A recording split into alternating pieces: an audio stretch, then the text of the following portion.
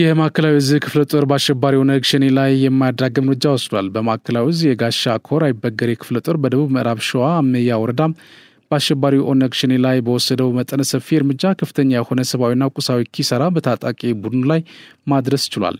የማዕከላዊ ዕዝ ዋና አዛዥ ሌተናል ጀነራል ዘውዱ በላይ ክፍለ ጦሩ አይበገሬነቱን እንደ ስሙ በተግባር እያሳየ መጣ፣ አሁን ላይም ተልእኮውን በጀግንነት የሚወጣ ራዕይ የሆነ አሃድ ነው ሲሉ ተናግረዋል። የጋሻ ኮር ዋና አዛዥ ኮሎኔል ጥላሁን ድጉሳ በበኩላቸው ክፍለ ጦሩ የኮር ብቻ ሳይሆን የዕዙና የሀገር መከላከያ ሰራዊት ኩራት መሆኑን በተግባር እያረጋገጠ የሚሰጠውን ግዳጅ በአኩሪ ጀግንነት እየፈጸመ የመጣ ስለመሆኑም ገልጿል። የክፍለ ጦሩ አዛዥ ኮሎኔል ዳግም ሰፊሳ በአሸባሪ ኦነግ ሸኔ ላይ ክፍለ ጦሩ የሚያደርገውን ኦፕሬሽን ተጠናክሮ መቀጠሉን ገልጸው ዳግመኛ የማያዳግም እርምጃ ከሰሞኑ በታጣቂ ቡድን ላይ መወሰዱን ተናግሯል። በተደረገው መጠነ ሰፊ ዘመቻ በርካታ የታጣቂ ቡድን አባላት ሲደመሰሱ 64 መማረካቸውን አዛዡ ጠቁሞ 6 ብሬን፣ 64 ክላሽ፣ ስናይፐር፣ ሽጉጥና የእጅ ቦምቦች እንዲሁም በርካታ የነፍስ ወከፍ የቡድን መሳሪያ ተኳሾችና ትጥቆች መማረካቸውን ገልጸው ክፍለ ጦሩ የአሸባሪ ኦነግ ሸኔን አከርካሪ የመሰባበር ስራውን አጠናክሮ እንደሚቀጥልም ተናግረዋል። ኩራን ተመልካቾቻችን ከዚህ ጋር ተያይዞ ተጨማሪ ማብራሪያ እንዲሰጡን በቀጥታ መስመራችን የኦነግ ፖለቲከኛ የነበሩ በተለይም ደግሞ ቀደም ሲል ስናነሳቸው ከነበሩ የነ ጃልመሮና እንዲሁም ደግሞ የነ ጃልሸኝ ጓዴ የነበሩ ሰው በቀጥታ መስመራችን ይገኛሉ። ከሳቸው ጋር ቆይታ አድርጋለሁ። አብራችሁኝ ነው። እሺ አቶ ባረንቱ ገዳ በቀጥታ መስመራችን ገብተው አስተያየት ለመስጠት ፈቃደኛ ስለሆኑ መጀመሪያ ደረጃ እጅግ አድርጌ አመሰግናለሁ። እንግዲህ ተመልካቾቻችን ምናልባት አቶ ባረንቱ ገዳን ለማያውቁ የቀድሞው የኦነግ ማለት ነው በተለይ ብረት አንግበው ወጥተው ከነበረው የኦነግ ፖለቲካ ፓርቲ አባል እና አመራር የነበሩ ናቸው። አሁንም ፖለቲከኛ ናቸው። በነገራችን ላይ በዛ ኦነግ ፓርቲ ላይ ያሉ ሰው ናቸው። እስቲ ከዛ ጀምሮ እንግዲህ በርከት ያሉ ሐሳቦችን ያደረግን ቆይታ እናደርጋለን። ምናልባት አቶ ባረንቱ በመጀመሪያ ደረጃ ፈቃደኛ ስለሆኑ እጅግ አድርጌ ነው የማመሰግነው። ዛሬ የምናነሳቸው በርከት ያሉ ሐሳቦች አሉ። በዋናነት የክቡር ጠቅላይ ሚኒስትር ወደ አመራርነት ከመጡ ወዲህ 7 ዓመታትን አስቆጥሯል። በዚህ 7 ዓመታት ውስጥ ደግሞ እንግዲህ በርከት ያሉ እጅን አፍ ላይ ማስጫን የሚያስችሉ ትልልቅ ጉዳዮችን፣ ትልልቅ ነገሮችን፣ ትልልቅ የልማት ስራዎችን ማይተናል። በዛ ልክ ደግሞ ፈተናም እንደዚሁ የታጀበበት ሁናቴም ነበርና እንደው ከዚህ ጋር ተያይዞ የምናነሳው ነገር ይኖራል። ከዛ ባለፈ በኦነግ ሸኔ እንግዲህ በተለያየ አጋጣሚ እርምጃ እየተወሰደ እንደሆነ በመከላከያ ሰራዊት ሲጠቀስ ቆይቷል። የሰላም አማራጭ ተቀብለው እንግዲህ እጃቸውን ሰጥተው ወደ ህዝቡ የተቀላቀሉ አካላትም እንዳሉ እንግዲህ እየተሰማ ነው ያለው። የጽንፈኛው የፋኖ ቡድንም እንደዚሁ በተደጋጋሚ የመከላከያ ሰራዊት በሰፈረባቸው ሁሉ የአማራ ክልል ህዝብን ሰላም ለማረጋገጥ ሲባል አስፈላጊ የሆነ እርምጃ ሁሉ እየወሰደ የቆየበት ሁናት ያለ። እንደው ከዚህ ጋር ተያይዞ ምን አነሳቸው ነገሮች አሉ። ሌላኛው ትልቁ ጉዳይ ግን የቲፒኤልኤፍ ሁናቴው እንግዲህ ከቅርብ ጊዜ ወዲህ በጣም ችግሮች እየተባባሱ እንደው ሰው ተረጋጋ፣ ህዝቡ ተረጋጋ ተብሎ ተስፋ ሰንቆ ሲያበቃ በአንጻሩ ግን አሁንም ቢሆን ችግር ለመፍጠር እንቅልፍ የሌላቸው አካላት በሚፈጥሩ ችግር ምክንያት ከድጡ ወደ ማጡ እየሆነ የመጣበት ሂደት አለ። በእርግጥ ያህን ለመፍታት መንግስት የወሰዳቸው እርምጃዎች አሉ።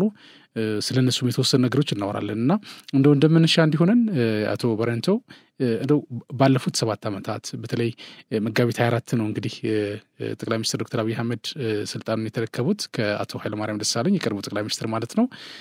ከዛን ጊዜ ጀምሮ በተለይ ስፒቻቸውን የሚያስታውሱ ነበር ከሆነ የዛኔ የዛሬ 7 ዓመት ህዝብ ተወካዮች ምክር ቤት ቀርበው ሲያነሱ የነበሩን ሐሳብ የሚያስታውሱ ከሆነ በጣም የሚገራርሙ ሐሳቦች ነበሩና እንደው ያንን ስፒቻቸውን መነሻ አድርገን እስካሁን የመጡበትን ሂደት እንዴት አዩት የሚለው ነገር እስኪ አቶ ባረንቱ። በጣም አመሰግናለሁኝ ቴዲ። በእውነቱ 7 ዓመት መሙላቱን አሁን አንተ ስትነግረኝ ሪሊ ወደ ኋላ ሄጄ በርካታ ነገሮችን እንዳይ አድርገኸኛል። እንግዲህ ልክ ጠቅላይ ሚኒስትሩ ወደ ስልጣን ሲመጡ ወደ ነሐሴ 15 አካባቢ በዛን ወቅት ማለት ነው በ2010 4 ወይ 5 ሰው ሆነን ከመንግስቱ ጋር ወይም አዲስ ከለውጡ በኋላ የመጣው መንግስት ጋር ለመነጋገር ወደ ኢትዮጵያ ወይም ወደ አዲስ አበባ ከኤርትራ ቀጥታ በበረራ ከመጡት ሰዎች አንዱ ነኝ። እንዳልከውም ስሜ ባረንቱ ገዳ ይባላል። የኦሮሞ ነጻነት ግንባር አባል ነኝ። ከዛ በኋላ እንግዲህ መስከረም 15 ነው የኦሮሞ ነጻነት ግንባር አመራርና አባላቱ የገቡት። እሱንም መድረኩን በመስቀል አደባባይ ተገኝተው አቀባበሉን ያደረጉት ሰዎች መድረክ ስመራ የነበርኩት እኔ ነኝ፣ ዋናውን መድረክ ማለት ነው። ስለዚህ ወደ ኋላ ሄጄ ያንን ሁሉ ሳይና ያለፍነውን ጠቅላላ 7 አመት ውስጥ ሳይ እንግዲህ 2 ቦታ ከፍዬ አየዋለሁ። የጠቅላይ ሚኒስትሩ አመራርና የገጠማቸው ቻሌንጅ የሚለውን እንዳለ ጠቅላይ ሚኒስትሩን ሆነ ጠቅላላ መንግስቱን ራሱ የገጠመው ቻሌንጅ ምን ይመስላል የሚለውን እንግዲህ አጠር አድርጌ እንዳልከውም ለማስታወስም ለሰውም ለመግለጽ ሙከራ አደርጋለሁኝ።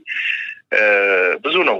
እኔ በእውነት በዚህ ደረጃ ኢትዮጵያ ውስጥ እንዲህ ያለ ቻሌንጅ ገጥሞት ወይም ደግሞ ብዙ ችግሮች ገጥሞት ወይም መንግስቱ እንዳይሰራ ከውጪ ከሀገር ውስጥ የዚህን ያህል ቻሌንጅ ገጥሞት ያንን ቻሌንጅ አልፎ በጣም እንዳልከውም ጉልህ የሆነ የሚታይ የሚዳስስ የሚጨበጥ ስራ የሰራ መንግስት ኢትዮጵያ ውስጥ ነበር ወይ ብለን ብናይ በእድሜ የደረስኩበትን የደርግን መንግስት አውቃለሁ፣ የኢህአዴግ መንግስትን አውቃለሁኝ።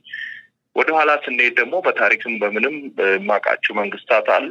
አፄ ኃይለ ሥላሴን ብትወስድ ከ5 አመቱ ውጪ 44 አመት ኦልሞስት 40 አመት በሰላም ነው ሰው ለጥ ብሎ ሲገዛ የነበረው። ከዛ ቀደም ብሎም የአፄ ምኒልክ መንግስትንም ብትወስድ ያችን የ6 ሰዓቷን ጦርነት እና እዛ አካባቢ የነበረን ችግር ካልሆነ በስተቀር አብዛኛው ነገር እውነት ለመናገር ሰላም ነው በአንጻራዊነት ማለት ትችላለህ። ላለፈው 7 አመት ግን ኢትዮጵያ ውስጥ ያልተነሳ ታጣቂ ነበር ወይ? ይህም መንግስት በጠመንጃ ለመጣል ያልጣረ ፖለቲከኛ ነበር ወይ ብለህ ብትል በእውነት እንደው ምንም ተወዳዳሪ የለው። ነገር ግን ህዝቡ ደግሞ ለውጡን ደግፏል፣ ህዝቡ ለውጡን ወዷል። መንግስቱን ደግሞ እንደው 99.9 በሚባል ደረጃ እስካሁን ድረስም ስለሚደግፍ ሰርቫይቭ አደረገ እንጂ የውጭ ቅጥረኛ ብለው አሁን የደረደርካቸው በኦሮሚያ ውስጥ የሚንቀሳቀሱ ታጣቂዎች፣ አማራ ክልል ያሉ፣ ትግራይም እንደምታውቀው እንዳለ መንግስቱን ያመፀው ብዙ ቻሌንጆችን አልፎ ቻሌንጅ ያልነበረ እስኪመስለን ድረስ በርካታ የልማት ስራዎችን የሚዳሰሱ የሚታዩ የሚጨበጡ ህዝብን የሚጠቅሙ አይደለም ለዛሬ ሳይሆን ለሚቀጥሉት 50-100 አመት ህዝብን የሚጠቅሙ ለምሳሌ ጎርጎራን መውሰድ ትችላለህ። ባህር ዳሩን ድልድዩን ጨምረ ማለት ነው። የከተማውን መውሰድ ትችላለህ። ኦሮሚያ ክልል የተሰሩን ነው ወንጪን፣ እዚህ መተሐራ አካባቢ የተሰራውን ደቡብን፣ ኮይሻን፣ አዲስ አበባ ውስጥ ደግሞ አዲስ አበባ ከተቆረቆረች እንግዲህ ኦልሞስት ወደ 150 አመት ገደማ ነው። የነበረውን ቆሻሻ ሁሉ በሚያስወግድ መልኩ የተጀመረው ስራ በእውነቱ በዚህ ጦርነት ግጭትና የተለያየ ችግር ውስጥ ይሄ ሁሉ ተሰራ ወይ ብለን ከእውነት ከልብ ማለት መንግስትን መደገፍ አንድ ነገር ነው፣ መንግስትን መቃወም አንድ ነገር ነው። ግን የሚታይ የሚዳስሰውን ነገር ስታይ በእውነቱ አንተም እንዳልከው ህዝብም ደግሞ ቀጥታ እንደሚያየውና እንደሚያውቀው ይህ መንግስት በዚህ ሁሉ ችግር ውስጥ ሆኖ እዚህ ሁሉ ቻሌንጅ ውስጥ የዩኤንን ሁሉ ታስታውሳለህ ወደ 10 ምናምን ጊዜ ኢትዮጵያ ላይ በተቀመጠበት ጦርነት ተከፍቶ እስከ ደብረ ብርሃን የህወሓትን አሁን ደግሞ የዚህ ፋኖን እንዳልከው ኦሮሚያ ውስጥ የሚንቀሳቀሱ በርካታ ነገሮችን ውጣ ውረዶችን አልፎ ዛሬ የደረሰ መንግስት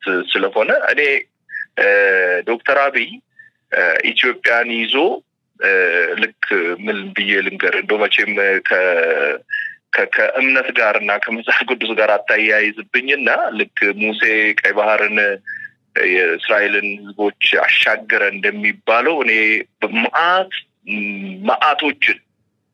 መዓቶችን ግራና ቀኝ ከፍሎ የኢትዮጵያን ህዝብ ያሻገረ አርጌ ነው ወስዶ ልልፈልጌ ነው።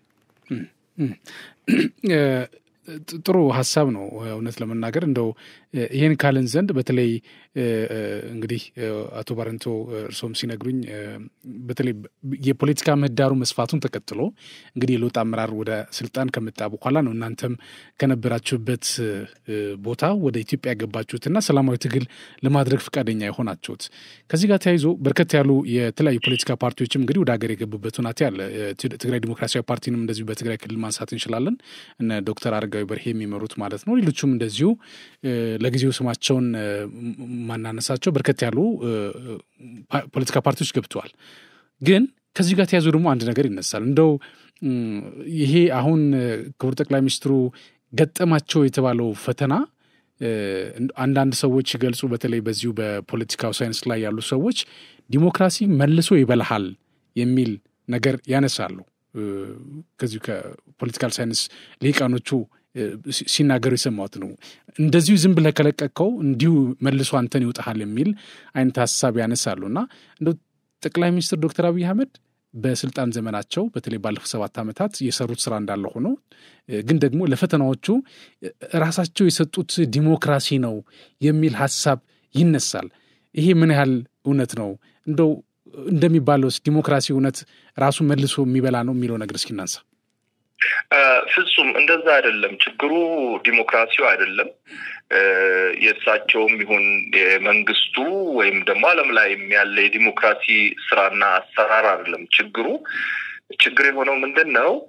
እኛ ለነጻነት፣ ለእኩልነት፣ ለፍትህ፣ ለዲሞክራሲ እንታገላለን የምንለው ወይም ስንል የነበርነው ሰዎች እውነት ለዲሞክራሲ፣ እውነት ለነጻነት፣ እውነት ለእኩልነት ነበር ወይ ስንታገል የነበር ነው የሚለውን ነው እንደ ጥያቄ ማንሳት እና እሱ ላይ ሀሳብ መስጠት እንፈልገው። ምክንያቱም ዲሞክራሲ የሰው ልጆች እኩልነትን በነጻነት በእኩልነት እንዲኖሩ የሚያደርግ እንጂ ዲሞክራሲ ችግር ፈጣሪ አይደለም ባይት ሰልፍ ወይም በራሱ ማለት ነው። ችግር የሆነው እኛ ለዲሞክራሲ ስንታገል የነበርነው ሰዎች ከምር ለዲሞክራሲ እየታገልን አልነበረም።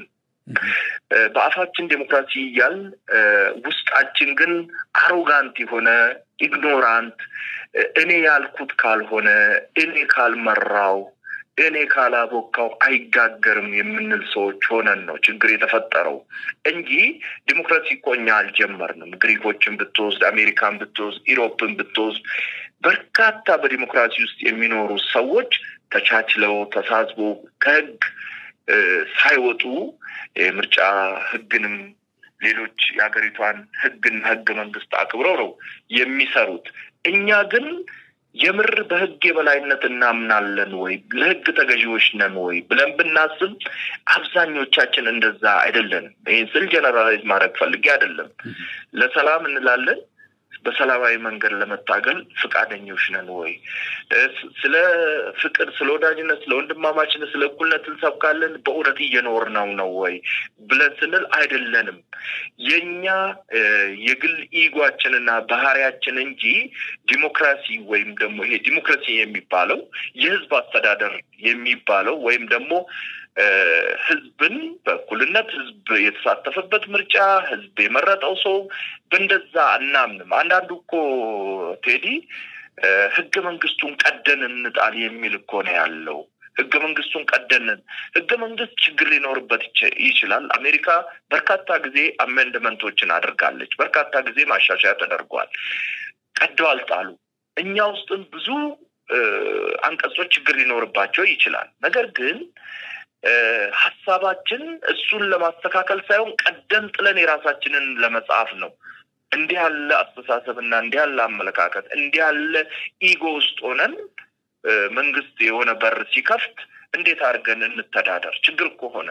ስለዚህ ይሄ የዲሞክራሲው ችግር ሳይሆን የኛ የግል ባህሪያችን ፓርቲዎች ነን የምንል ባህሪያችን ችግር ነው። እንዳልከው በርካታ ፓርቲዎች ወደ ሀገር ተመልሰዋል። እኔ በግሌ ማቃቸው ኤርትራም አንድ ህብረት ሁሉ ያቋቋምን የቤኒሻንጉል ነጻነት ግንባር የሚል ነበረ የጋምቤላ ነበረ የኦጋዴን ነጻነት ግንባር ነበረ የሲዳማ ነጻነት ግንባር የኦሮሞ ነጻነት ግንባር እነዚህ አምስቱ ሁሉ ኤርትራ ከዛ ውጪ ዘመነ በወቅቱ ሲመሩት የነበረ እና ፕሮፌሰር ብርሃኑ ነጋ ጋር አንድ ላይ የደባለቁት እና አርመኞች ግንቦት ሰባት የሚባል ነበር አሁን እንግዲህ በዛ ደረጃ ባይኖሩምና እነ ፕሮፌሰር ብርሃኑ ነጋ ኢዜማ ብሎ ሌላ በዜግነት ላይ የተመሰረተ ፓርቲ ወደ መመስረትና ሌሎቹ ደግሞ ተመልሶ ወደ ጫካ እስከ መግባት ድረስ የደረሱበት ፓርቲ ሁሉ ነበር እንግዲህ እዚህ ያደረሰን እዚህም መተው ከኛም ተለይተው ወደ ጫካ ይገባሉ ከኦሮሞ ነጻነት ግንባር ማለት ነው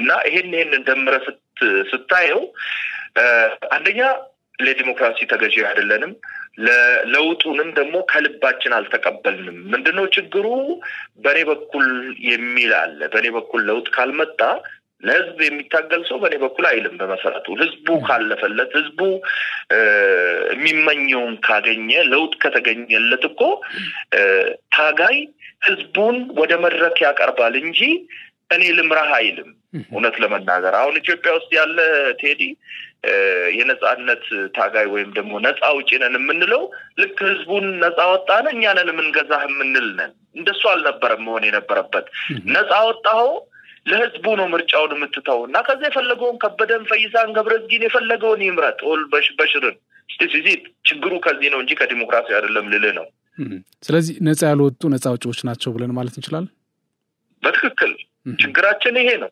አብዛኞቻችን ነጻ አውጪዎች አሁን በደንብ ነገሩን ራይት ኤንድ ሌፍት ሳይ አብዛኞቻችን ሜንታሊም ፊዚካሊም ራሳችንን ነጻ አላደረግንም ለህዝብ ቅድሚያ አልሰጠንም ለህዝብ ቅድሚያ ካልሰጠህና እኔ እዛ መድረክ ላይ ካልተገኘው ምትል ከሆነ ደግሞ የፈለገ ነጻነት ህዝቡ ቢያገኝ አትቀበልም ችግር ከህዝቡ ጋር አይደለም ማለት ነው ምክንያቱም የህዝብ ነጻነት አይደለም ያንተ ጥያቄ ያንተ ባለስልጣን መሆን ወይም ያንተ አመራር መሆን ወይም ያንተ ጥቅም መጠበቅ እንጂ የህዝብ ጥቅም መጠበቅ የህዝብ ነጻ መሆን የህዝብ እኩል መሆን የህዝብ ዲሞክራሲ ማግኘት አይደለም ማለት ነው ያንተ ፍላጎት from the beginning ማንንም ሰው መጥቶ ነጻ ቢያወጣ ህዝቡ ነጻ ቢወጣ ህዝቡ እኔ ነጻ ነኝ ብሎ እንኳን ቢመሰክር አንተ አትቀበልም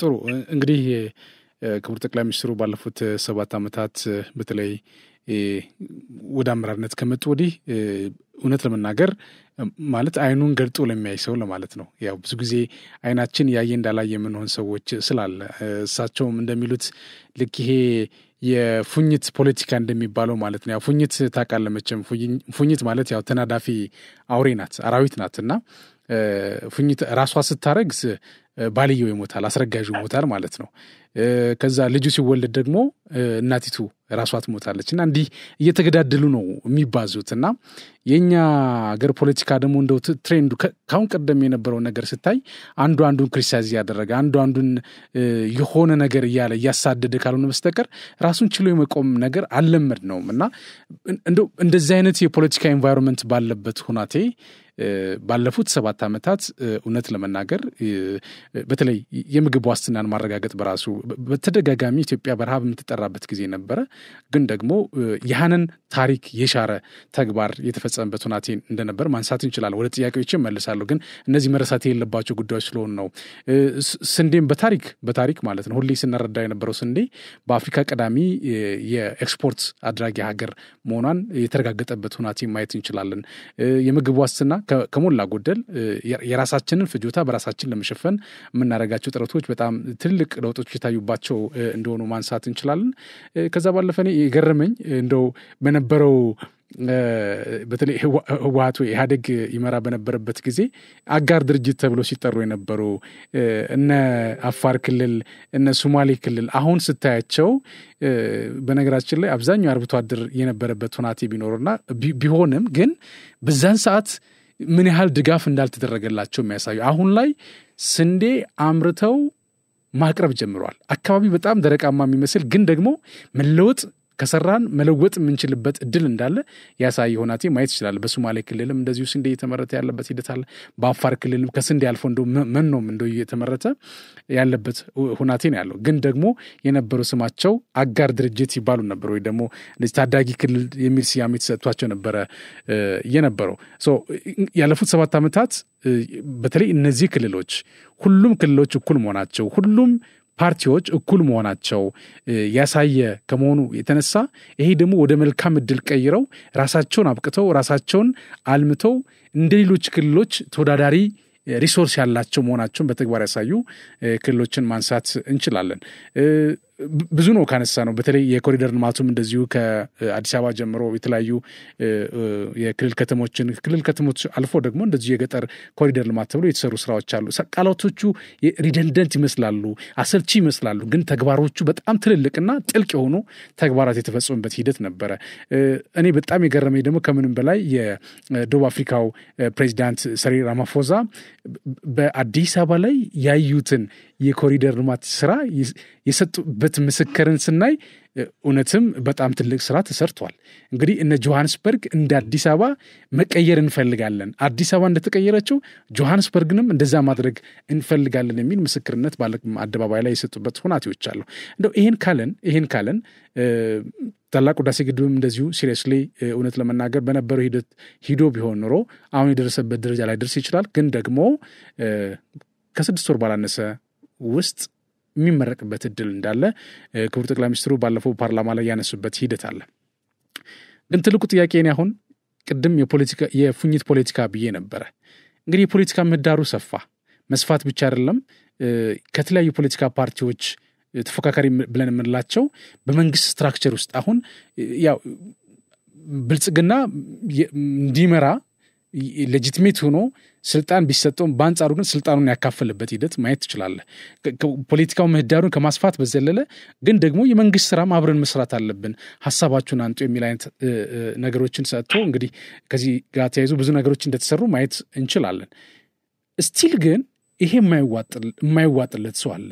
በቃ በጭፍን የሚሄድ አለ፣ አልተሰራም ብሎ የሚያምን አለ፣ ክሪቲሳይዝ የሚያደርግ አለ። ይሄ የነቀፌታ መንፈስ ያለብን እስኪመስል ድረስ ሁሌም በቃ መንቀፍ።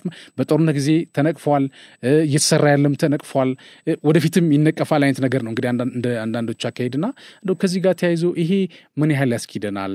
ይሄ የፉኝት ፖለቲካስ እንደው ዋጋ ያስከፍለንም ወይ? እንዴት ታዲያ ከእንደዚህ አይነት አስተሳሰብ መውጣት እንችላለን የሚለው ነገር እስኪ እኔ ቴንክ ዩ ቴዲ።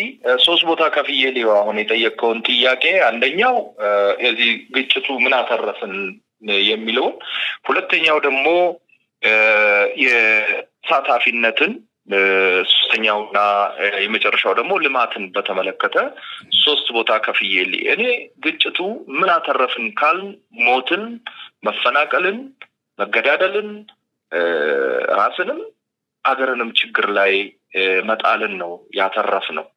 ይሄ በጣም ያሳዝነኛል። ስንት ወጣቶች ሞቱ በትግራይ ክልል፣ ስንት ወጣቶች አካል ጉዳተኛ ሆኑ፣ ስንት ጀግና የኢትዮጵያ ልጆች እዚህም እዛም ወደቁ።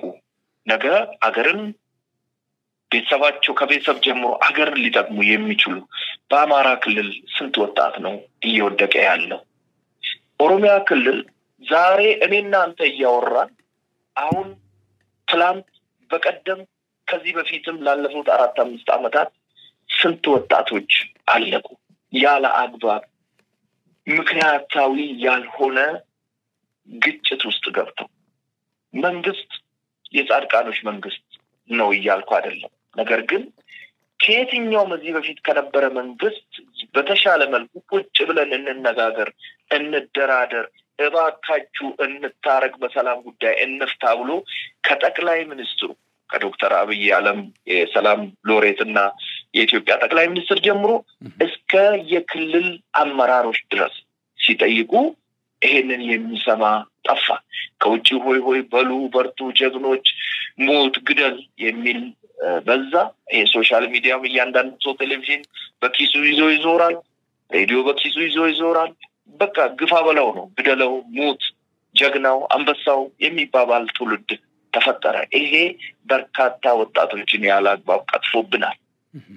ይህን ከመንግስት ወገንም ጨምሬ ነው ምክንያቱም እዛ ሲሄዱ በድንገት ተተኩሶባቸው በጦርነት ላይም የሚወድቁ ለሀገራቸው ሲሉ ለሰላም ሲሉ የሚወድቁ የመከላከያ አባላት አሉ የፌደራል ፖሊስ አለ የአካባቢ ሚሊሻ አለ በርካታ ሰዎች ተሰውተዋል አካልም ይቆላል ይሄንን አልተጠራጠርም ወይም ምድር ላይ ያለ ሀቅ ነው ግን በአብዛኛው ምክንያቱም አቅማቸው ስለማይመጣጠን እነዚህ ታጥቀው መንግስትን በጦር መሳሪያ እንጥላለን የሚሉት ከባድ ጉዳት ደርሶባቸዋል ከባድ አሁንም ድረስ የተማሩ ወደ ሰላም ተመልሰዋል ለምሳሌ ኦሮሚያ ክልል ለሰኝን ነሽሩቤ መውሰድ ይችላል በርካታ ወጣቶችን ይዘው ወደ ሰላም ገብተው አሁን ሰላማዊ ህይወታቸውን እየመሩ ነው ህዝቡንም እያገለገሉ ይገኛሉ የትግራዩ እንግዲህ በሰላም አልቋል ተፈርሟል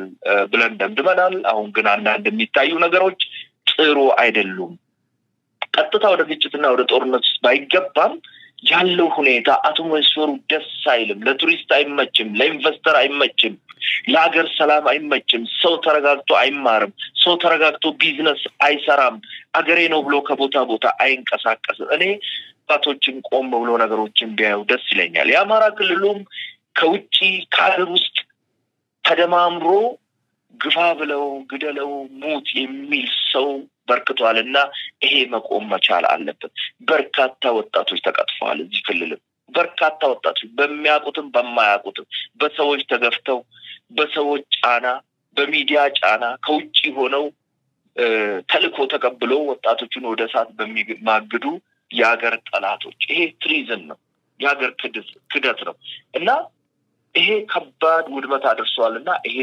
ባስቸኳይ ነው መቆም ያለበት ዛሬ ነገ ሳይባል ማለት ነው በሁለተኛ ደረጃ ደግሞ ማነሳው የዚህ የተሳትፎ ጉዳይ ነው እኔ ድሮ ደጋፊ ነው ምን ክልል የሚባሉት አንተ አሁን እንዳነሳው አጋር ክልሎች ምናምን እሱ ሞቶ ተቀብሯል ለምሳሌ አቶ አደም ፋራን እንውሰድ የብልጽግና ምክትል ፕሬዝዳንት ነው ኢሚዲየት ፕሬዝዳንት ነው እኔ እንደምረዳው እንደማቀው ማለት ነው እንግዲህ አጋር ክልል ከሚባሉት ውስጥ ነው ዛሬ በድሮ አጠራር ማለት ነው በድሮ አጠራር አጋር ክልል ከሚባል ማለት ነው አሁን ላይ አጋር የሚባል አጋር ክልል ከሚባለው የብልጽግና ፓርቲ ኢሚዲየት ምክትል ፕሬዝዳንት ነው ከሱ በላይ ዶክተር አብይ አህመድ የዓለም የሰላም ሎሬትና የኢትዮጵያ ጠቅላይ ሚኒስትር ነው ያለው ሌሎችም በተለያየ ደረጃ ከፍተኛ ባለስልጣኖች ናቸው እንግዲህ አጋር የሚባሉት ማለት ነው ወሳኞች እንጂ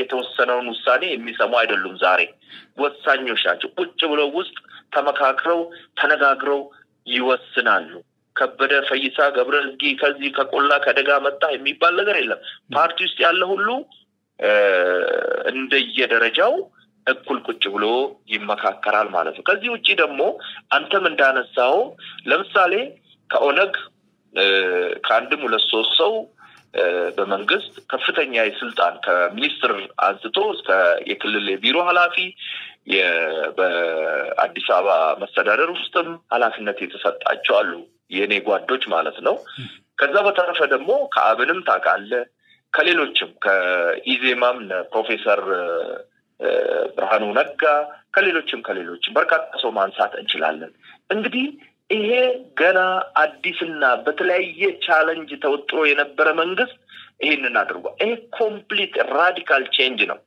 ይሄንን መቀበልና ይሄንን መረዳት ተስኖናል ወይም ደግሞ እያወቅን እያየን እንዳላየን እየሰማን እንዳልሰማን ሆነናል ይሄ በሽታ ነው ሊታረም ይገባል ልክ አይደለም ለሀገር አይጠቅምም ይሄ እና አንዱ ችግራችን ይሄ ነውና እኔ ምን ካላልኩት ጭሬ ልበተነው እንዳለችው እንስሳ መሆን የለብንም እኔም ሌላም ሰው ይምራ ለሀገር ሰላም ለሀገር አንድነት ለወዳጅነት ለወንድማማችነትና እድገት ከቀመ ከየትኛውም ኮርነር የመጣ ኢትዮጵያ ከየትኛውም ፓርቲ የመጣ ኢትዮጵያዊ ቢመራ መልካም ነው ብለን መነሳት መቻል አለብን በዚህ እንግዲህ ቅድም እንዳነሳሁት መጀመሪያ ላይ ብዙ ግድፈቶች አሉብን እሱም ምንድነው እኔ ያላቦካውት እንጀራ ወይም ምን በቃ ወይም ያላገነፋውት ገንፎ አይጣፍጥም ወይም ደግሞ ዋጋ የለውም የሚል አስተሳሰብ ከውስጣችን አልወጣምና ይሄ መውጣት አለበት። ይሄ ድሮ የነበረ አንድ ልጅ አባቱን ገሎ ምን አድርጎ የንግስና የምን የሚቀበለው አይነት የጋርዮሽ ስርዓተ ማህበር አስተሳሰብ እዚህ ድረስ ተንከባሎ ከኛ ጋር መምጣት መታየት የለበትም። በዚህ በ22ኛ ክፍለ ዘመን ማለት ነው ኦልሞስት አንደኛ ያለፍን ይመስለኛል። ከዛ ውጪ ደግሞ መጨረሻ ላይ ያነሳው የዚህ ልማት ጉዳይ አለ። እኔ ልማቱን አይደለም የማየው ምን ውስጥ ነው መንግስት ይሄን ልማት የሰራው የሚለው ነው እኔ በጣም አንደርላይን ማድረግ እንፈልገው። ምን ውስጥ ሆኖ ነው ምን አይነት ማጥ ውስጥ ቆሞ ነው ይሄንን ልማት የሚታየው የሚዳሰሰው? መጀመሪያ ላይ የተናገርኩት እንግዲህ ትግራይ ክልል የነበረውን ግጭት ታውቃለህ። ከትግራይ ክልል ውጪ ሌላ አካባቢ የተሰራው ሁሉ ኮሪደር ልማቱን ጨምረ የዚህ ቱሪስት መዳረሻ ቦታዎችን የአባይንም አንተ እንዳልከው ኮይሻም ኦልሞስት 50+ ሆኗል። 2000 አካባቢ ሜጋዋት የሚያመርትና ዋን ኦፍ ዘ ላርጀስት ነው እሱ ራሱ። በርካታ ነገሮችን ማንሳት እንችላለን። ትልቅ መንገዶች እየተገነቡ ናቸው። የዚህ የእርሻ ልማት በተለይም ደግሞ ዓለም በእንዲህ ያለ መልኩ ተጨንቆ የዩክሬንና የራሻ የመካከለኛው ምስራቅ ማአት በዓለም ላይ እየወረደ ያለ ዓለም ራሱ በዚህ በስንዴ ተቸግሮ ያለ ኢትዮጵያ እንደው ቢያንስ ከውጪ የምታስገባው ማቆም መቻሏ አስገራሚ ነው። ምን ውስጥ ቆሞ ምን አይነት ማአት ውስጥ ቆሞ ነው የመንግስት ይሄንን ሁሉ የሰራ ብለን ስናይ ክብደቱ ይገባናል ወይ ምን ያህል ጠንካራ እንደነበርን ይገባናል። ፍሩቱ ሰዳው ብዙ ጊዜ ማነሳው ነገር አለ። አቮካዶን በአመት አንድ ጊዜ የሆነ ወር ላይ ጠብቀን ምንድነው እንደ ብርቅ የምንጠጣው ዛሬ ሂድስ የትኛውን ፍሩት ኢትዮጵያዊ ፍሩት ቤት አመቱን ሙሉ ይሄ በዶክተር አብይ የዛፍና የሚበሉ አትክልቶች የመትከል ምንድነው የሚባለው መነሳሳትና እሱ ባመጣው ፕሮጀክት ነው ጠቅላላ ሀገሩ አቮካዶ ሆኖ ዛሬ ኢትዮጵያ የአቮካዶ ዘይት አምርታ ወደ ውጭ ኤክስፖርት ከሚያደርጉ የአፍሪካ ሀገራት ተርታ ተመድባለች። በሐዋሳ አለ እንደሰማሁት ማለት ነው። ከዛም አለፍ ብሎ ሌላ ከተማ ውስጥ አለ ፋብሪካ ትልልቅ ፋብሪካ ማለት ነው። አቮካዶን ጨምቆ ዘይቱን ወደ ውጭ የሚልክ ከፍተኛ ገቢ የሚያስገኝ ይሄን ሁሉ ደማምረስ ስታይ ይሄ መንግስት እንዲህ ያለ ማአት ውስጥ እንዲህ ያለ ዌቭ ከዛ የዓለም መንግስት የምን የአሜሪካ የአውሮፓ የግብጽ ተጽዕኖ ስንት የሀገር ውስጥ ያልሞከረን እኮ የለም። ባቅማቸው እኮ ሱዳኖችም በቃ እነዚህ ሰዎች ሊወድቁ እየተንገዳገዱ ነው ብለው እኮ እስከ ጎንደር ድረስ እኮ የተወሰነውን ኪሎሜትር ገባ ብሎ ይዘዋል ነው የሚባለውና ይሄ ሁሉ ማአት ውስጥ ቆሞ ይሄ ልማት የሰራን መንግስት እኔ በእውነት ለመናገር ከማድነቅ ውጪ ሌላ ምን እንደሚባል አላውቅም። እንደው ይሄንን ካልናከር እንዳስታውሳለሁ አርቲስት ጋሽ ውብሸት ይመስሉኛል ስማቸው ነፍሳቸውን ይማር በህይወት የሉም አሁን። ያኔ በህይወት ያሉ ምን ብለው ነበር ከአንድ መጽሔት ጋር ባደረጉት ቆይታ እንደው ኢትዮጵያ ሌሎች ሀገራት ረዳች የሚለውን ዜና ሰምቼ ከዛ በማግስቱ ህይወቴ ቢያልፍ እንደው ምንም አይሰማኝም በቃ ሁሉ ነገር እንደተደረገልኝ አርጌ ቆጥረዋለሁኝ የሚል ሐሳብ አንስተው እንደነበር አንድ መጽሔት ላይ አንብቤ ነበር እውነት ለመናገርና እንደው ያ ነገር ከቃል በዘለለ እንደዚሁ ኤክስፖርትም በነገራችን ላይ በእርዳታም ደረጃ ለሱዳን የ15 ሚሊዮን ዶላር እርዳታ ኢትዮጵያ ያረዳችበት ጊዜ ነው እውነት ለመናገር ማንሳት ካለብን ማለት ነውና እንግዲህ ቅድም ሱዳን እንዳልከው በጭንቃችን ጊዜ ብዙ ችግር በደረሰብን ጊዜ ጠላቶች ብዙ አስበውልን ይያለ ያው ከችግር እንዳንወጣ አንዳንድ እንቅስቃሴዎች ሲደረጉ የነበረበት ሂደት ነበር እውነት ለመናገር ግን እንደዛ አይደለም የኛ መልስ የነበረው ማለት ነው። ያው አስፈላጊው ነገር አንድም ምንድነው የውጭ ጉዳይ ፖሊሲያችን ጎረቤት መርም ስለሆነ ከጎረቤት ሀገራት ጋር ያለ ግንኙነት ባዳበርከው ቁጥር ያው ሌሎችንም ነገሮችን የማሳካት ዕድሉ ሰፊ ነው የሚል እንድምታ ያለው የውጭ ጉዳይ ፖሊሲ ነው ያለውና ያን መሰረት አድርጎ እንግዲህ ለሱዳንም 15 ሚሊዮን ዶላር ድጋፍ ያደረገበት ጊዜ ነበር። ቅድም ስትናገር እኔ ያላገነፋሁት ገንፎ አይጣፍጥም እኔ ያልወጠወጥኩት ወጥ ይጎረናል እንደማለት ነው በቃ እኔ ብቻ አይነት ነገር አለ እውነት ለመናገር ማለት ነውና ይሄም ነው በነገራችን ላይ እንዳንናበብ እንዳንስማማ አንድነታችን እንዳይጠነክር እንደው ከግላችን አልፈን ቅድም ያልከውን ኢጎውን ትተን እንደ ሀገር ማሰብ ያቃተን እንደው ፕሪንሲፕል እኮ አይተን ከሆነ እንደው የሰለጠኑ የሚባሉት እንደው ለመሰልጠን አለ ብዙ ጊዜ የተለያየ ርዕዮተ ዓለም ይኖረንም አይኖረንም ዋናው አልቲሜት ጎላችን እንሰለጥናለን እናድጋለን የኔ ርዕዮተ ዓለም ይበልጣል በሚል ነው ግን እነዛ ተሻገሩ ብለን የምንላቸው ሀገራትም ኢጎን ያስቀድሙ ዋናው የሚያስቀድሙት እንዴት ነው ከቤት ይጀምራሉ ከቤት ከዛ ተቋም እንደ ተቋም ከተቋም ደግሞ እንደ ሀገር ብሎ የሚታሰብበት ሂደት ነው ያለውና አሁን ከግለሰብ አስተሳሰብ ያለ መውጣት አባዚያችን እንደውም እየሰፋ ሄድበት ሁናቴ ነው ያለው እንደው ይሄን ካልን ዘንድ ምናልባት ቦባረንቱ አንተም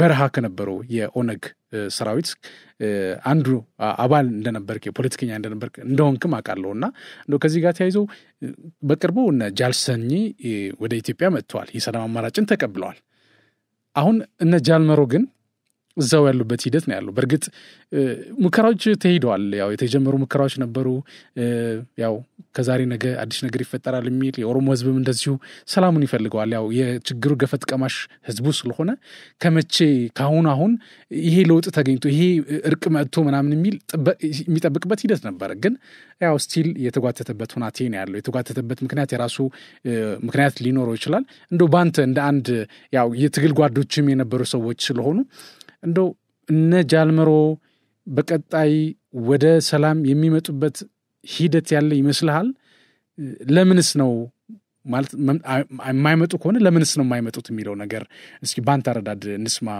ቦባረንቱ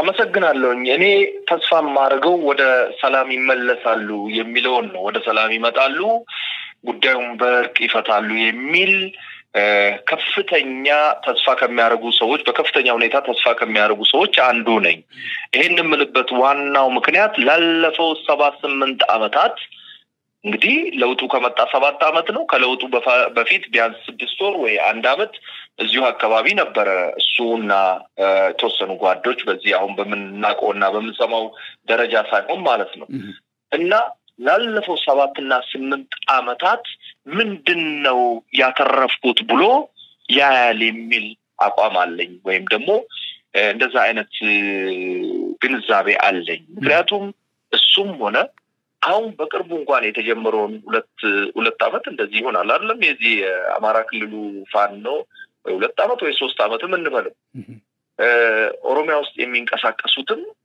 እነሱም ምንድነው ያተረፍነው እኔ አግኝታችኋቸው ምንድነው ያተረፋችሁት እስቲ ንገሩን ምንድነው የትኛውን አካባቢ ነፃ አወጣችሁ የትኛው ወረዳ የትኛውን ቀበሌ ምንድነው ፖለቲካሊ ጌን ያረጋችሁ ኢኮኖሚካሊ ሶሻሊ ምንድነው ጌን ያረጋችሁ ብለህ ብትጠይቃቸው እኔ እርግጠኛ ነኝ ሉዝ ወይም አጣን እንጂ አገኘን እንደማይሉ እርግጠኛ የሚታየው የሚጨበጠው የሚዳሰሰው ቢታወቀው እሱ ስለሆነ ምንም አላገኙ ሰው ህይወቱን አጣ ሰው ከቀየው ተፈናቀለ ሰው ሞተ ሰው ተቸገረ ገበሬው እንዳርስ ሆነ እነሱ ራሳቸው ላይ ከባድ ጉዳት በርካታ ወንድሞቻቸውን ወይም ጓዶቻቸውን አጥተዋል ሰውኮ ሌላ አስተማሪ ማያስፈልግ እኔና አንተ በሚዲያ ቀርቦ መናገር ማያስፈልገው ማአሰው አጥተዋል ያቃሉ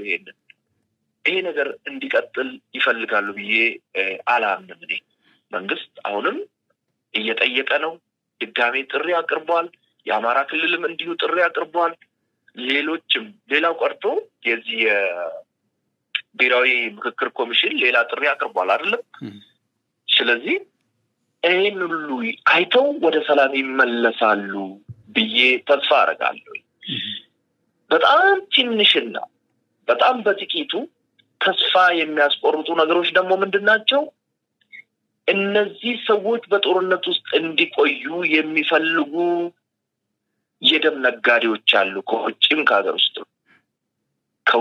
ከሀገር ውስጥ የደም ነጋዴዎች አሉ እያስገደዱ በሚዲያ በምን በዛም በዚህም እያስገደዱ ለሰላም እጃቸውን ሊዘረጉ ሲሉ እጃቸውን እንዲሰበስቡ የሚያስጨንቋቸው የሚረግሟቸው የሚያብጠለጥሏቸው የደም ነጋዴዎች አሉ። የነሱ ተጽዕኖ ግን ብዙም አይደለም።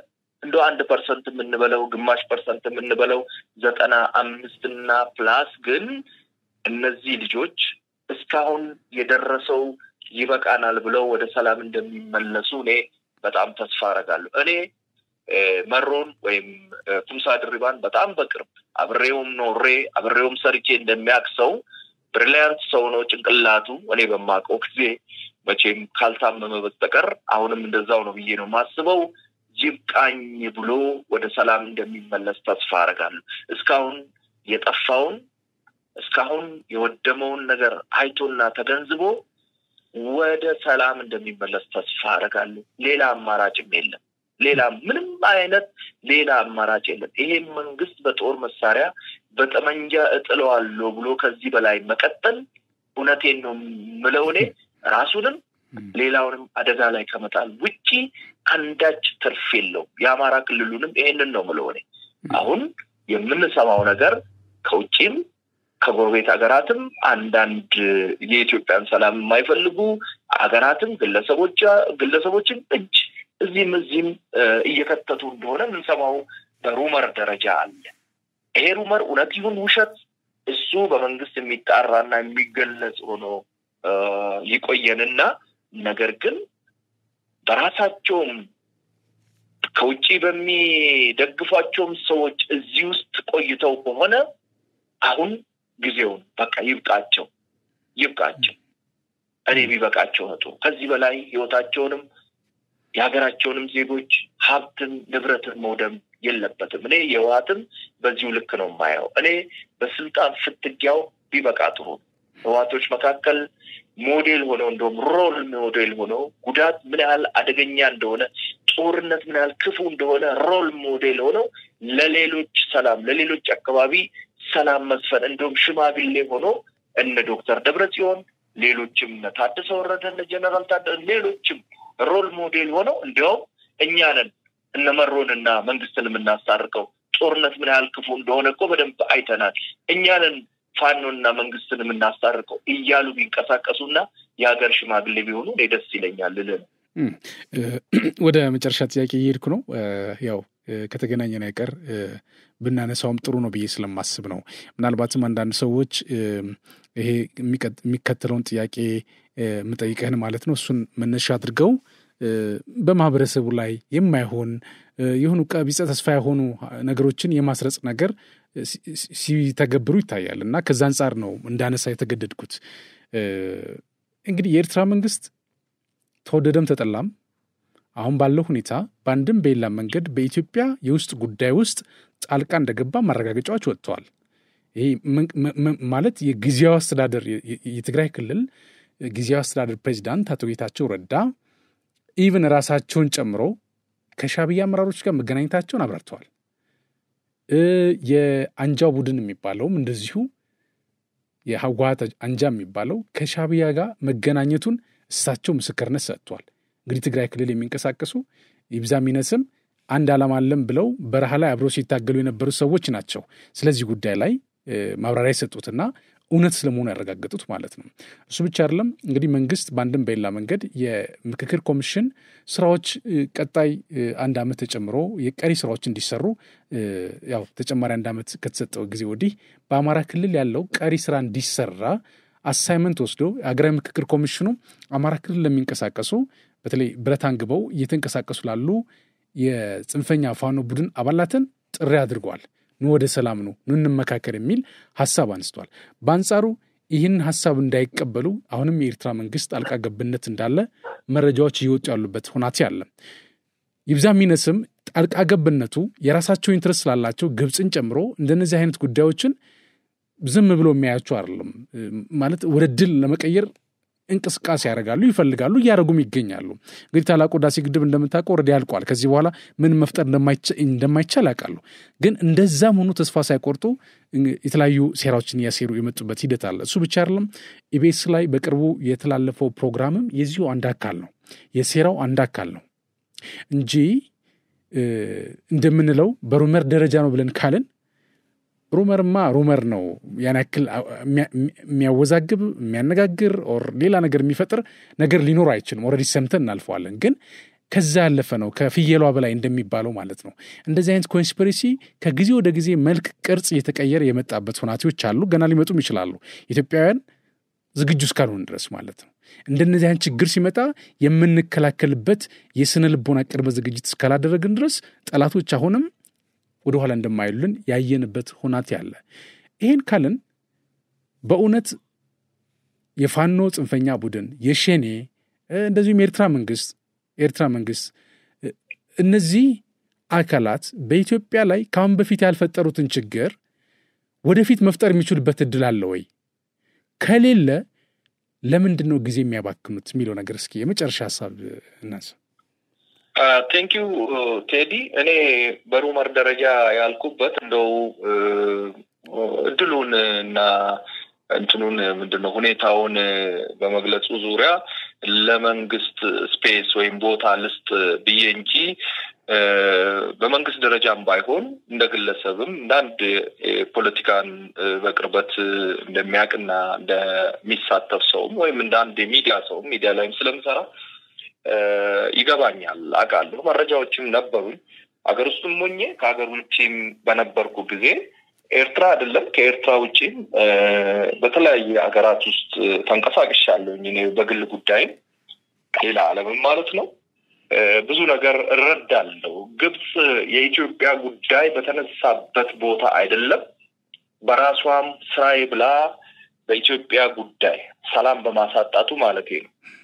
እንደምትሳተፍ ማንም ሊጠራጠር አይገባም አሁንም ትላንትም ወደፊትም ይሄ ይቀጥላል ጥያቄው ግን እኛ ምን ያህል ኮንሺየስ ነን ምን ያህል ወዳጅና ጠላትን ለይተን አውቀን መንግስት የሚለንን አምነን አገራችንን ከጠላት እንከላከላለን እንዴትስ የጠላት ተላላኪ እንዳንሆን ራሳችንን እንከላከላለን አሁን በነፃ አውጪነት ስም ወይም በነፃነት ግንባር ስም በርካታ ቡድኖች ይንቀሳቀሳሉ ቀደም ሲልም አሁን እነዚህ ቡድኖች በአንድም በሌላ መንገድም ግብጾች ከኋላ የሉም ብሎ ማሰብ አልፎ ተርፎ ደግሞ በቅርብም ቀደም ሲልም ሻቢያ ወይም ኢፒኤልኤፍ የሚባለው ወይም ንግደፍ ብሎ ራሳቸውን የሚጠሩት ከዚህ ጀርባ የሉም ብሎ መናገር አይቻልም እንደ ግለሰብ ብዙ መረጃዎች አሉ ከኛ በላይ ደግሞ መንግስት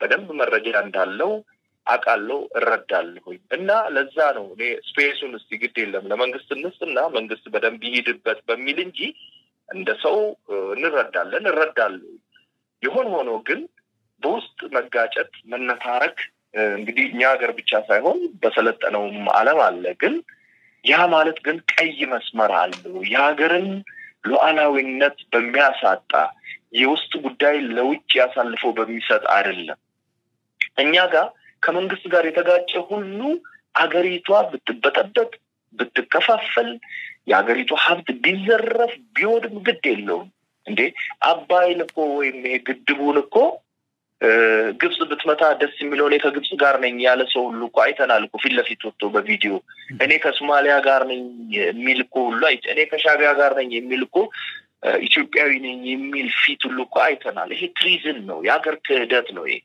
ከዚህ ውስጥ እንውጣ ነው ትውልድ መጥፎ ነገር እንዲማር መቀስቀስ የለብንም በርካታ ነገሮችን ማንሳት እንችላለን በዚህ ዙሪያ ግን ዞሮ እነዚህ ሰዎች በጣም ጥቂቶች ናቸው ረፍሻቸው ከፍ ያለ ነው እንዳልኩም ጉዳዩን ከጣሪያ በላይ አንዳንዴ ልክ እንደንቁራሪት በጣም ይጮሃሉ ችግርም አልፎ ሲያደርሱ እናያለን ያም ሆኖ ግን 99.9% በሚባል ደረጃ ኢትዮጵያዊ ማዕከላዊ መንግስት እንዲላላ አይፈልግም ሴንትራል ገቨርንመንቱ ላላ ማለት በማግስቱ ኢትዮጵያ ኮላፕስ ታደርጋለች እንውደድም እንጥላ ምክንያቱም የማዕከላዊ መንግስት የኢትዮጵያ ማዕከላዊ መንግስት ድሮም ዘንድሮም ጠንካራ ነው ወደፊትም ተጠናክሮ ነው መቀጠል ያለበት አለበለዚያ አሁን ታጥቆ የሚንቀሳቀሱ የሰፈር ጎረምሶች የአካባቢ ጋንግስተሮች የአካባቢ ነፃ አውጪዎች ኢትዮጵያንም ራሳቸውንም ነው የሚያጠፉት ስለዚህ ሁላችንም ይሄን መረዳት መቻል አለብን መንግስት የሚለውን ነገር እንደው ዝም ብለን መንግስት ሳር አረንጓዴ ነው ሲል ለመቃወም ስንል ብቻ አይደለም ብለን የምንሰለፍ ከሆነ በእውነቱ ይሄ ፖለቲካ አይደለም ነው ይሄ ምክንያቱም ፖለቲካ ድንበር አለው ኤቲክስ አለው በቃ ዝም ብሎ መሳደብ አንዱን ማዋረድ አገርን ለሌላ አሳልፎ መስጠት ፖለቲካ አይደለምና በአጠቃላይ አገራችን ሰላም እንድትሆን ወዳጅነት ወንድማማችነት እንዲሰፍንና እኩልነት ብልጽግናው እንዲቀጥል ያለው እድል ምንድነው ሰፊው ህዝብ ምንድነው ምርትና ገለባውን መለየት መቻል አለበት እኔ ይሄንን ነው ብሎ እንግዲህ ያጎደልኩት ነገር እንዳለ እንደው በማስተካከል አንተው እንደምዘጋ ተስፋ አደርጋለሁ ማጉደል ሳይሆን እንደው ሳናነሳው ብናልፍ ትንሽ ከበድ ይላል እንደው ኦዲያንስም እንዴት ምንነካቸው የሚያስብል ነገር ስለሆነ ነው እኔ በታሪክ እንኳን አይደለም በዚህ ዘመን ምናልባት ወደፊት 2-3 ትውልድም ለማንሳት ጉዳዩ ትንሽ አስቸግራል የተባለ አጀንዳ በርግጥ የሀገር ኢንትረስት ነው አጀንዳ ብቻ አይደለም ግን ይሃን ጉዳይ ሳናነሳ ብናልፍ ትንሽ ሊከብደኝ ይችላል አንተም ያው መገመት ትችላለኝ የባህር በር ጉዳይ እንግዲህ በዚህ ባለፈው 7 ዓመታት በጣም ትልልቅ ብለን ከምንላቸው ጉዳዮች አንደኛው ነው ይሄ የባህር በር ይገባናል ጥያቄ የተነሳበት ማለት ነው እንግዲህ ፍትህ ርትዕ ህግ ሰጥቶ መቀበል እና መሰል ዓለም አቀፍ ህጋትን መሰረት ተደርጎ ኢትዮጵያ የባህር በር ያስፈልጋታል ይገባታል እንደውም አንዳንዶቹ በታሪክም ከሄድን አንዳንድ ቦታዎች ላይ የኢትዮጵያ ንብረትነታቸው ኢትዮጵያ የሆኑ ሀብቶች አሉ እነሱ ወደ ቦታቸው መመለስ አለባቸው የሚል ሐሳብ ይነሳልና እንደው ከዚህ ጋር ተያይዞ ይሄን ሳናነሳው ብናልፍ ባለፈው 7 ዓመታት ይሄ ነበር ያ ነበር ብለን ብንል ኦዲያንስ እንዳይታዘበን ብዬ ነው እዚህ ጋር ተያይዞ ምን ማለት እንችላለን አቦባረንት Thank you ወደ ባህር በሩ ሳናልፍ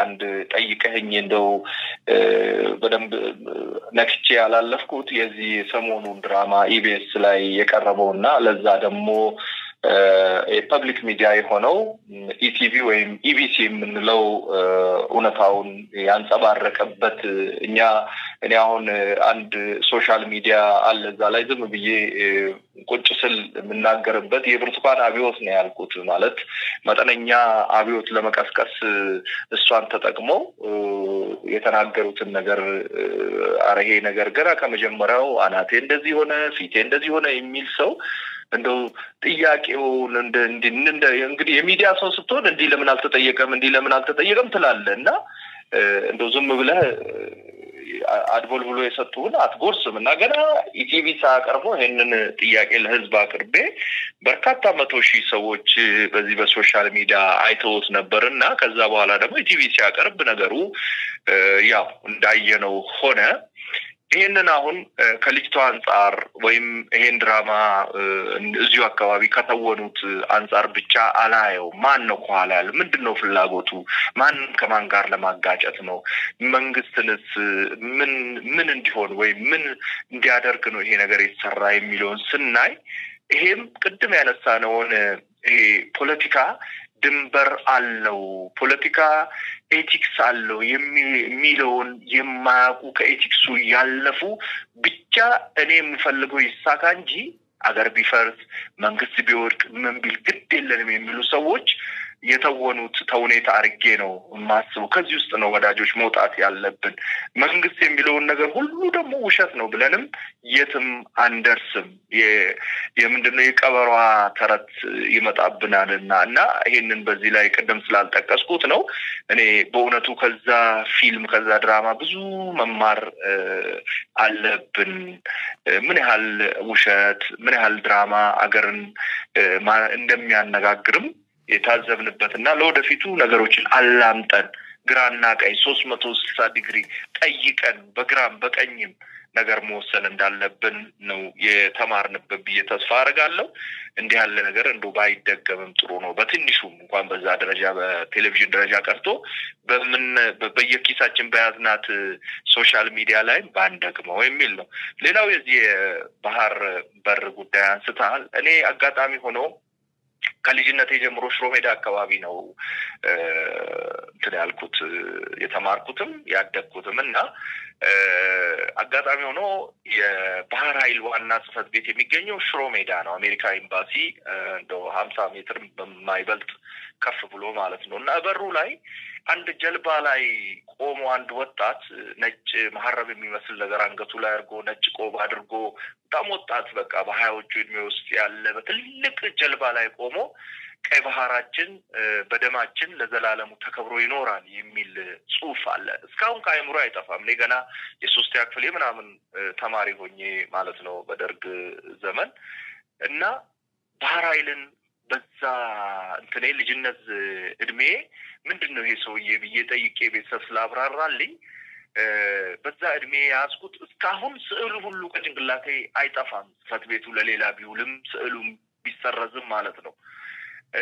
በአጋጣሚ ሆኖ ደግሞ በትግል ህይወቴ ኤርትራ ነበርኩና አሁን የሚባለውን ከአሰብ እስከ ምጽዋ ወይም እስከ ሱዳን ፖርት ድረስ ሄጄ አይቻለሁ ዳር ድንበሩን። በተለይ ደግሞ ኢትዮጵያ በወቅቱ በነበራት ጥሩ ወዳጅነት በራሻ ያሰራችውን የነዳጅ ማጣሪያውን እንደዛ በስብሶ ሳየው ስንት ቢሊዮን ዶላር ወጥቶበት ስንት ሚሊዮን ዶላር ብር ወጥቶበት ብሎ በራሻ እርዳታ የተሰራው ያለ በቂ ምክንያት የባህር በሩንም ምኑንም አሳልፎ ለዛ እንኳን ካሳ ሳይጠየቅ ተፈቶ ሳየው በእውነት ነው የምልህ እኔ በጣም አዝኜ የቆየሁበት ነገር ነው። አጋጣሚ እንግዲህ ታውቃለህ ጊዜ ለኩሉ የሚል ነገር በእውነትም ጊዜ ለኩሉ ነው። ዶክተር አብይ መጣ ይሄን ነገር በመንግስት ደረጃ አነሳው። ቀደም ሲል እኮ ተቃዋሚ ፓርቲዎች እዛም እዚህም ያነሳሉ ያው ለምን የባህር በር አጣን ብለው፣ ግን በመንግስት ይሄንን ማንሳት ታቡ ነው። መንግስት አያነሳው። እነዛ ተቃዋሚ ፓርቲዎችም እንዲሁ ምርጫ ሲደርስ አንዱ ለሶ ይናገራል ከዛ ይጠፋል። ህዋቶችም አይፈልጉትም፣ የኢህአዴግ መንግስት አይፈልገውም። አሁን ግን በመንግስት ደረጃ የሀገሪቷ ጠቅላይ ሚኒስትር ወዳጆች ቴዲም በጣም ልብ እንድትልፈልገው የአገሪቷ ጠቅላይ ሚኒስትር የመጨረሻው የስልጣን እርከን የባህር በር ማጣታችን ልክ አይደለም፣ አግባብ አይደለም፣ ያስፈልገናል ብሎ ተነሳ። አንገታችን ታንቆ መኖር አንችልም፣ ይሄ ህዝብ ብዙ ነው፣ ሌላ ችግር ውስጥ ሳንገባ እባካችሁ ይሄን ነገር እንፍታ ተነጋግረን በሰላማዊ መንገድ እያለ ነው ደግሞ ደጋግሞ። ስለዚህ ሪሊ በዚህ ብቻ እንደው በእውነት ለሃለው ሀውልት ሊቆምለት የሚገባ ሰው ነው። ይሄን ሐሳብ ብቻ የዓለም መነጋገሪያ በማድረጉ ልልህ ነው ቴዲ። ቴንኪው። በጣም ጥሩ። እንግዲህ ከቀይ ባህር ጋር ተያይዞ ምናልባት ቱባራንቱ አንተ ያነሳው እንዳለ ሆኖ የዓለም አቀፍ ማህበረሰቡም ይሄንን ድጋፍ እየሰጠ ያለበት ሂደት አለ ለኢትዮጵያ እስራኤልን ጨምሮ ሌሎችም ሀገራት ማለት ነው። እንግዲህ በቅርቡ ይሄ ነገር እውን ሆኖ እንደምናይ ተስፋ እናደርጋለን። እንደው በእኛ ጊዜ እንኳን ባይሆን ክቡር ጠቅላይ ሚኒስትሩም እንዳሉት መጪው ትውልድ ሊያሳካው እንደሚችል ትልቅ እምነት አለ። እንደው በእውነት በጣም አድርጌ ነው የማመሰግነው አቶ ባረንቶ ገዳ የኦነግ ፖለቲከኛ። በቀጥታ ስልክ አንቱ እያልኩ ነው የገባሁት። እንግዲህ እስካሁን ያው ለሰጠኝ ጠለቅ ያለ ማብራሪያ እጅግ አድርጌ ነው የማመሰግነው። ምናልባት በሌሎች ደግሞ ጉዳዮች ወደፊት እንገናኛለን፣ ሌሎች ሀሳቦችም እናነሳለን። እግዚአብሔር ይስጥልን። በጣም ነው የማመሰግነው። ቴንኪው ቴዲ። ለአንተም ለአድማጮችም በጣም አመሰግናለሁ። አገራችን ሰላም፣ ህዝቦቿም እንዲሁ የደስታ ዘመን እንዲሆንላቸው እመኛለሁ። መልካም ጊዜ። እሺ ቴንኪው ሶ ማች። እሺ